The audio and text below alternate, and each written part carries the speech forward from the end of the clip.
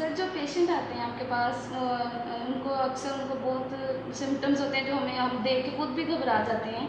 तो इतनी जल्दी से हम उसको डायग्नोस भी कर लेते हैं, वो कैसे हो जाता है इतनी जल्दी से? आई मीन एकदम जादू का काम होता है। बिल्कुल, बिल्कुल ऐसा ही है।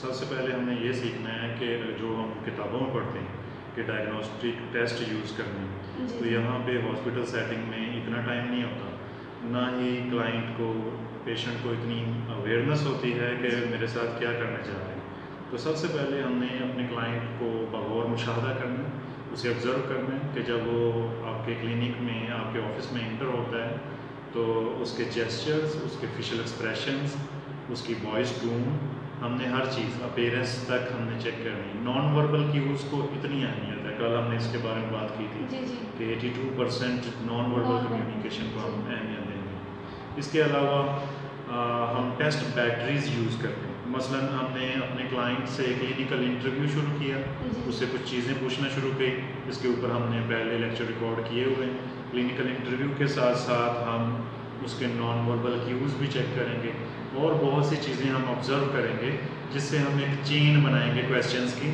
और फिर अपना डायग्नोसिस का प्रोसेस आगे लेके चलेंगे। जैसे एंजाइटी में जी, वो जी। अपने हाथों को मसलना शुरू कर वेरी दें या गुड। फिर स्वेटिंग होना शुरू हो बिल्कुल, जाती है उनको। उनका जिस्म काँप रहा होता है, जी, हाथ जी, ऐसे-ऐसे लरज़ बिल्कुल। रहे होते हैं, तो हमने उस पे बाकायदा बात करनी है, ठीक है? उससे जी, जी। मैं तो समटाइम उसे लाफिंग थेरेपी करवाता हूँ, उसे फौरी तौर पे मसल रिलैक्सेशन एक्सरसाइज़ेज़ करवाता जी, हूँ एक और एक्सरसाइज़ ये भी होती है बंदे को रिलैक्स करने, जी, जी। ब्रीथ इन, ब्रीथ बिल्कुल, आउट, डीप आप। डीप ब्रीथिंग जी, करवाना जी, जी, डीप ये ब्रीथिंग। डीप ब्रीथिंग बहुत ही इफ़ेक्टिव है और ये मैं अपने क्लाइंट से करवाता हूँ। मेरा ख्याल है कि 100 में से 95% क्लाइंट्स ऐसे होते हैं जो एंग्ज़ियस होते हैं। जी, जी। उनका कोई भी प्रॉब्लम होता है क्योंकि आप पहली दफ़ा वो फेस कर रहे हैं साइकोलॉजिस्ट को और एक क्योंकि ज़हनी मसला है, तो वो उन्होंने एक अपने ऊपर तारी किया होता है। जी, तो बिल्कुल। सबसे पहले हमने डीप ब्रीथिंग वैसे यही भी करवाना हमारी है। सोसाइटी में लोग को यही कहते हैं कि जी आप साइकियाट्रिस्ट के पास जा रहे हैं, इसका मतलब आप पागल हैं, तो बिल्कुल। उनको इस चीज़ का भी होता है। ये मिथ भी है कि कोई मसला होगा, कोई पागलपन होगा जी, तो जी, ही जाना है बिल्कुल। डॉक्टर के पास, साइकोलॉजिस्ट के पास अदरवाइज़ नहीं जाना। नहीं जाना, और बिल्कुल ऐसा कैंसर ही हो, है। कोई बड़ी-बड़ी बीमारियाँ हों, उस पे इतना ज़्यादा ये परेशानी नहीं करते, जी। जितना ज़हनी इश्यू को लेके, इसको जी, कि दबाते लोग हैं, मुझे पागल एक्सेप्ट कहेंगे। नहीं करते। सबसे मुश्किल चीज़ होती है कि जो केयर गिवर है, अटेंडर है, उसको आप ज़रा सा भी बैठा के साइको एजुकेट करना चाहो ना कि क्लाइंट की ये सूरत-ए-हाल है, जी, जी। इस तरह से मसला पैदा हो रहा है, तो वो अंडरस्टैंड नहीं करते। जी, वो बिल्कुल उल्टा कहते ऐसे हैं ही नहीं है। नहीं हमारी बच्चे बिल्कुल ठीक है, इसे कोई मसला नहीं। तो लोग उनको छुपाते हैं इस बिल्कुल चीज़ को। छुपाते हैं और अंडरस्टैंड ही नहीं करते, उनकी अंडरस्टैंडिंग बिल्कुल ज़ीरो होती है। अब जो डायग्नोस्टिक टेस्ट होते हैं उनको एडमिनिस्टर करने का इतना वक्त नहीं होता, हमारे क्लाइंट में इतनी नहीं होती काबिलियत, ना ही उसे इतना अवेयरनेस होती, तो हमने क्विक डायग्नोसिस करना होता है। उसके जी। लिए हम क्लिनिकल इंटरव्यू लेंगे, ज़्यादा से ज़्यादा हम एचएफडी बनवा लेंगे उससे, एक ह्यूमन फिगर ड्रॉ कर लेंगे। समटाइम्स ऐसे जी, जी। होता है कि कोई अगर हमारे पास आया है क्लाइंट, वो अपनी हिस्ट्री नहीं देना चाह रहा होता, वो कुछ भी नहीं बोलना जी, बोलते, जी। वो चाहता है कि जो भी है हर चीज़ हिडन रहे, कोई चीज़ मैं इनके सामने खुल के बयान ना करूँ, तो बिल्कुल, बिल्कुल, ज़्यादातर पेशेंट्स ऐसे ही होते हैं कि मुझे कुछ बताना भी ना पड़े और मेरा और इलाज भी हो इलाज जाए। भी हो जाए। तो जी। इसको साइकोलॉजिस्ट जो है वो अपने तरीके से इसको आगे बढ़ाएगा, जी, जी। तो वो रैपो बिल्ड करेगा उसके साथ। रैपो बिल्डिंग में बहुत सारी चीज़ें हैं। मसलन एक चीज़ है नोडिंग, आपका क्लाइंट आपसे बात कर रहा है तो आप नोडिंग कर रहे हैं। आप उसे ये जेस्चर्स दे रहे हैं कि तुम्हें सुना भी जा रहा है, ना जी। सिर्फ तुम्हें सुना जा रहा है बल्कि तुम्हें समझा भी जा रहा है। जी। तो क्लाइंट काफ़ी हद तक रिलैक्स होता है। तो ज़रूरी नहीं है, अगर आप बहुत ज़्यादा अपना अतौला सा हो जाएँगे ना, कि जी, जी। बिल्कुल सारी चीज़ें पूछना शुरू कर देंगे, तो वो डिफेंसिव हो जाएगा। फिर उसका बैठने का स्टाइल कैसा है, क्रॉस लेग्स बैठा हुआ है, ऐसे बैठा हुआ है, ये जी। सारे साइन हैं कि वो डिफेंसिव है, वो आपसे शेयरिंग करना पसंद नहीं कर रहा। जी। आपने उसे कंफर्ट देना है, आपने उसे आसानी देनी है, उसे यकीन दिलाना है कि तुम्हारी इन्फॉर्मेशन जो है ये कॉन्फिडेंशियल रहेगी और जी। तुम्हारे ट्रीटमेंट के लिए जो ज़रूरी हुआ हमें वो करना है। तो फिर आपका क्लाइंट जो है वो थोड़ा-सा ईज़ महसूस करता है, आसानी महसूस करता है। मैं अक्सर कहता हूँ समटाइम्स ये जी। भी होता है कि फैमिली का प्रेशर बहुत होता है, वो कहते हैं कि आपने साइकियाट्रिस्ट के पास जाना ज़रूर है लेकिन उसको बताना कुछ नहीं है। अब ऐसा है कि कुछ फैमिलीज़ जो हैं वो कहती नहीं है लेकिन वैसे प्रेशराइज़ करती हैं। मसलन वो आपके ऑफ़िस के बिल्कुल दरवाज़े पे कान लगा के बैठ जी, जाते जी, हैं ऐसे ही है। और कहा होता है मैं इसका वालिद हूँ या कहा होता है मैं इसकी सास हूँ, मैं इसकी माँ हूँ। बिल्कुल ही गलत रिलेशन बताया होता है, जी, हालाँकि जी। वो उसकी वालदा नहीं होती। बल्कि उसकी बीमारी की जड़ होती है। तो ऐसे बहुत ज़्यादा इश्यूज आते हैं, तो इनका हमने ख्याल रखना सर होगा। यहाँ मैं एक जी केस जी आपको बताना चाहूँगी कि पिछले दिनों हमारे घर जो हमारी काम वाली आ रही थी, उनके कज़न थे। जी जी उनको कोई फेस पे ना यहाँ कोई चीज़ थी, पता नहीं अब वो बाय बर्थ हुई है ऐसे जैसे भी, उसकी जो उनकी जो लवर थी, लव मैरिज थी उनकी। तो पहले तो उनसे बहुत प्यार करती थी, लेकिन आहिस्ता आहिस्ता उन्होंने उसको ये गिल्ट फील कराना शुरू कर किया कि तुम्हारी शक्ल नहीं अच्छी, तुम्हारे फेस पे तो दाग है, तुम बिल्कुल नहीं प्यारे। जी तो जी इस चीज़ पे वो ना डिप्रेशन में चला गया वो। लेकिन उसके घर वाले कहते थे कि लड़की के घर वाले कि ये पागल है, ये हमारी लड़की को मारता है पीटता है, लेकिन हमारी लड़की में कोई कसूर नहीं है ये इसको। लेकिन वो जब मैं उससे मिली हूँ बाय फेस, तो उसने मुझे अपनी सारी जब सिचुएशन बताई है, जी जी तो कि ऐसे है, मेरे फेस पे ये मार्क है बाय बर्थ है, तो इस वजह से उसने, मैंने कहा जब आप लोगों ने लव मैरिज की है तो पहले नहीं उसको ये चीज़ पता चली कि आपके है? कहता तब ना पहले ये था कि वो मुझसे वाकई प्यार करती थी, फिर बाद में पता नहीं ऐसा क्या हुआ, उसको किसने मेरे खिलाफ किया है, तो ये चीज़ अब तक मुझे नहीं पता चल सकी।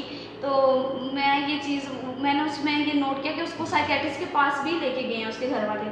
तो लेकिन उसकी माँ जो थी ना, वो पीछे पीछे कह रही थी कसूर ए दैया, लड़के की माँ भी यही कसूर है। अब पता नहीं वो चीज़ क्या थी कि पेरेंट्स भी यही, उसकी माँ भी यही कह रही थी, लेकिन लड़का अपनी जगह रो रहा था कि वो मेरे से सिर्फ ये मेरे माँ की वजह से पीछे हुई है। अब यहाँ पे बहुत ज़्यादा चीज़ें होती हैं जो बिहाइंड द सीन होती हैं, जी हमें उनको निकालना होता है। बहुत ही अजीबोगरीब इश्यूज निकलते हैं अंदर से। तो ये चीज़ें मेरे पास कुछ केसेस हैं जो लास्ट हमने मंथ में जो केस डील किए हैं, जी जी उनके कुछ नमूने हैं मेरे पास। ये थोड़ा थोड़ा मैं आपको डिस्कस करूँगा कि इनका डायग्नोसिस कैसे हुआ। जी तो इस हवाले से हम बात कर रहे हैं, क्योंकि कोई भी केस आता है तो आपकी सोच से बिल्कुल बरक्स चीज़ें जी भी जी निकलती बिल्कुल हैं। ऐसे ही। तो आप अगर आपका नीयत है कि आपने इसको ट्रीट करना है, बेहतर ट्रीट करना है, जी तो आप काफ़ी हद तक उनको बेहतर ट्रीट कर सकते हैं। अब जब कोई भी क्लाइंट हमारे सामने होता है, हम वो थोड़ा सा भी एक्सप्रेस करता है, तो उसे आसानी मिलनी चाहिए। जी उसे ये एहसास नहीं होना चाहिए कि मैंने इस बंदे से क्यों शेयर कर दिया, जी उल्टा वबाले जान ना बन जाए, उसकी बीमारी बढ़ ना जाए। जी तो बिल्कुल। ये आपकी एक्सपर्टीज़ पे मैटर करता है कि आप किस तरह से लेके चल रहे हैं। क्लिनिकल इंटरव्यू में आपने बहुत सारी चीज़ें पूछनी हैं, उसमें आपने सिम्टम्स और ड्यूरेशन पे काम करना है, फिर आपने HIV टेस्ट करवा लेना है, फिर आपने, मैं सेल्फ एस्टीम चेक करता हूँ क्लाइंट की। सेल्फ एस्टीम चेक करने के लिए स्केल ना भी हो, आपका क्लाइंट पढ़ा लिखा नहीं है या वो आपसे जान छुड़वा रहा है, जी तो हम उससे कुछ क्वेश्चंस के ज़रिए पूछ सकते हैं। मसलन मैं उससे पूछता हूँ कि आप अपने आप को 100 में से कितने मार्क्स देते हैं, अपनी गुड लुक्स को लेके, अपनी सलीका, अकल, समझ, ज़िंदगी, सारा कुछ मिला लें अगर, तो 100 में से कितने मार्क्स आप खुद को देते हैं। तो फौरी तौर पे उसकी सेल्फ एस्टीम चेक हो जाती है। जी तो बहुत सारे क्लाइंट जो हैं वो कहते हैं ज़ीरो, बिल्कुल ज़ीरो। हालांकि लेकिन ऐसा नहीं होता। मैं यहाँ पर बुक्स में तो अक्सर मैंने जो पढ़ा है उसमें ये होता है कि ये जो सेशन होते हैं ये 6 to 8 मंथ तक चलते हैं, लेकिन समटाइम क्लाइंट इस चीज़ से बहुत ज़्यादा आवाज़ आ रही है, वो आना नहीं चाहते, तो इसके लिए हम क्या कर सकते इसके हैं? सबसे पहले तो आपका क्लाइंट जो है वो आपको साइन शो करवाएगा। मसलन आप सेशन कर रहे हैं, ड्यूरिंग सेशन वो क्लॉक की तरफ देख रहा है, वो टाइम देख रहा है, तो इसका मतलब है कि आपकी रेपो बिल्ड नहीं हुई। जी जी तो आपका क्लाइंट आपकी मौजूदगी में कंफर्ट फील नहीं कर रहा, बोर हो रहा है, तो आपको अपने अंदर फिर कुछ स्किल्स डेवलप करना होंगी कि आपका क्लाइंट जब तक आपके सामने बैठा हो वो बहुत ज़्यादा अच्छा महसूस कर रहा हो और उसे आसानी मिले। इसके अलावा हमें देखना होगा कि उसकी बीमारी क्या है, उसकी बीमारी की नौयत क्या है, और इतना लंबा पैसे कमाने के चक्कर में इतना लंबा उस पेशेंट को अपने पीछे मत लगाइए। जी जी पेशेंट पे ऐसे छोड़िए। ये दो तरीके होते हैं इसमें। एक होता है कोलैबोरेटिव अप्रोच कि आप मिल के डिसाइड करते हैं, आप अपने क्लाइंट के साथ मिल के डिसाइड करते हैं कि कितने सेशन होंगे और कब तक तुम्हारी बीमारी तुम्हें लग रहा होगा कि सही हो रही है तो बस कर देंगे। जी और अगर हम डायरेक्टिव अप्रोच अपनाएं तो उसमें हमने हदायत देनी होती है कि इतने सेशन ज़रूरी है। तो मेरा ख्याल है कि हमें नॉन डायरेक्टिव अप्रोच यूज़ करनी चाहिए अपने क्लाइंट के साथ। हमने put your client into ease, उसे आसानी देनी चाहिए, जी, उसको बिल्कुल। ऑप्शन देना चाहिए। तो फिर जैसे जैसे रेपो बिल्ड होगी तो वो कंफर्ट फील करेगा। जी ऐसे आमतौर पे देखा गया है कि फर्स्ट सेशन के बाद क्लाइंट जो है वो उसका दिमाग बिल्कुल टोटली खाली हो जाता है। वो हैरान होता है कि इसको ये कैसे चीज़ें पता चल गई, जी क्योंकि हम साइकोलॉजिस्ट हैं तो हमने तो वो चीज़ें, वो सिम्टम्स पहले ही पढ़ी होती हैं। क्लाइंट को लग रहा होता है कि दुनिया में सिर्फ मैं ऐसा शख्स हूँ जिसको ये ऐसे ऐसे एक्सपीरियंसेस हो रहे हैं, और जब हम उसकी एक सिम्टम बताने पे 4 सिम्टम उसे बताते हैं कि ऐसा भी होता है, ऐसा भी महसूस करते हैं, तो जी। फिर वो आप पे एतबार करता है, फिर आप पे ट्रस्ट करता है कि वाह इसे पता है। तो जब ये ये मुझे चीज़ बेहतर आती है, तरीके से समझ बिल्कुल सकते ऐसे ही हैं। है, बिल्कुल ऐसे ही है। इसके बाद फिर थेराप्यूटिक इंटरवेंशन शुरू होती है, फिर इलाज शुरू होता है। अगर रेपो ही नहीं बिल्ड की, आपका क्लाइंट आपकी मौजूदगी तो में। सबसे हमारे जो जी, केस में सबसे जो मेन चीज़ होती है वो रेपो बिल्ड करनी है, बिल्कुल रेपो बिल्ड करनी ताकि है। क्लाइंट आप पे ट्रस्ट करे और ट्रस्ट करने बिल्कुल। के बाद आपको अपनी सारी सिचुएशन बता सके। और ये रेपो आमतौर पे पहले 3 से 4 सेशन में बिल्ड कर लेनी चाहिए, और कोशिश करनी चाहिए कि फर्स्ट सेशन में ही आपकी रेपो बिल्ड हो बिल्कुल जाए। बेहतरीन तरीके से शुरुआत हो जाए उसकी, जी, और आपका क्लाइंट जो है वो अगली अपॉइंटमेंट का इंतज़ार करे। जी, तो ये चीज़ें बड़ी मैटर करती हैं। आपका क्लाइंट अगर आपका इंतज़ार ही नहीं कर रहा, आपको पूछ नहीं रहा, आपको ज़बरदस्ती करनी पड़ रही है कि आ जाओ बैठो यहाँ पे ये वो, तो फिर आप इलाज नहीं कर सकते। जी, इसके अलावा आपने उसका मेंटल स्टेट एग्ज़ाम लेना है, इस पे हम लेक्चर कर चुके हैं, जी, MSc मेंटल स्टेटस एग्ज़ाम, कि उसकी मेंटल स्टेट कौन सी है, वो थेरेपी लेने के मूड में है, क्या उसका जहन इतना काम कर रहा है कि वो आपकी बात समझ रहा है, तो ये चीज़ भी करनी होगी। अगर उसे किसी किस्म की विड्रॉल सिम्टम्स का सामना है, तो फिर वो मेडिकेशन के असरात से गुजरेगा, तो फिर उसका सेशन आप कर सकेंगे, अदरवाइज़ आप उसका सेशन नहीं कर सकते। समटाइम कुछ पेशेंट ऐसे आते हैं कि वो इतने एग्रेसिव होते हैं कि वो खुद को ना नुकसान पहुंचाते हैं, कट लगा लेते बिल्कुल हैं। ऐसा। इस सूरत में हमें क्या करना चाहिए, मतलब इस सूरत- थेरेपी करनी चाहिए या फिर उसको मेडिकेशन की तरफ? ये दोनों चीज़ें अगर मिलेंगी तो फिर ज़्यादा अच्छा असर होगा। मसलन उसकी मेंटल स्टेट अब अग्रेसिव है, आप जी, उसको क्या करेंगे, आप उसको कंट्रोल करेंगे। होता है ऐसे, परसों हमारे पास एक खातून आई हैं, उनको ज़रा सी बात पर गुस्सा आता था, उनको बैठाया, मैं बैठने को कहा, फिर भी उन्होंने गुस्सा किया। मैंने कहा आप टेक लगा लें, आप लंबा सांस लें, बिल्कुल ईजी हो जाए। आहिस्ता आहिस्ता वो बिल्कुल सुकून में आना शुरू हुई, फिर उसके मसल रिलैक्सेशन करवाई, डीप ब्रीथिंग करवाई, तो वो बिल्कुल सुकून में आ गई। फिर मैंने उसके सामने कुछ बातें रखी। एक तरीका होता है कि हम उससे पूछेंगे क्या महसूस होता है, वो जी, गुस्से में है, वो नहीं बताना चाहती, उसे कोई समझ नहीं आ रही, आप बताना शुरू कर दो कि आप ऐसा महसूस करती हैं।